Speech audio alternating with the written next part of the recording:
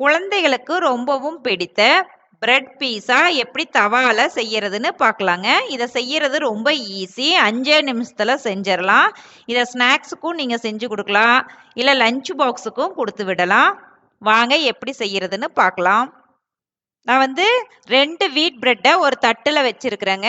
உங்களுக்கு எந்த அளவுக்கு வேணுமோ அந்த அளவுக்கு எடுத்துக்கோங்க. இப்போ இதை டாப்பிங்ஸுக்காக பீஸா சாஸை நான் 1 ஸ்பூன் அளவுக்கு ஒவ்வொரு பிரெட்லேயும் ஸ்ப்ரெட் பண்ணிக்கிறேங்க.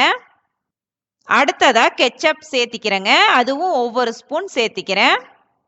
இப்போ இதை நல்லா ஈவனாக ஸ்ப்ரெட் பண்ணி விட்டுக்கலாம். ஸ்பூனால் ஸ்ப்ரெட் பண்ணிக்கோங்க.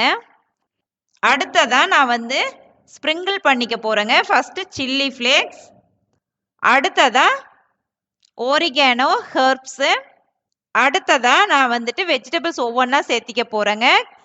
ஃபஸ்ட்டு ஆனியனை இந்த மாதிரி கியூப் ஷேப்பில் கட் பண்ணி வச்சுருக்கிறத வச்சதுக்கப்புறம் விதையை நீக்கிட்டு கட் பண்ணி வச்சுருக்க தக்காளியை வச்சிடலாம்.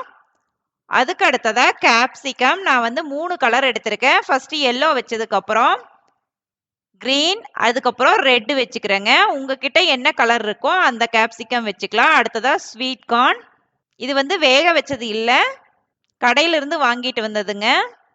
இந்த மாதிரி அங்கங்கே அப்படியே வச்சிருங்க. அடுத்ததாக நான் சீஸை இந்த மாதிரி கிரேட் பண்ணி விட்டுக்கிறேன். உங்ககிட்ட மொசரெல்லா சீஸ் இருந்தாலும் சேர்த்திக்கலாம்.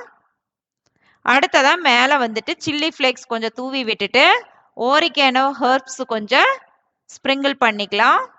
நீங்கள் எந்த அளவுக்கு பிரெட் ஸ்லைசஸ் எடுத்துக்கிறீங்களோ அந்த அளவுக்கு இன்க்ரீடியன்ட் சேர்த்திக்கோங்க.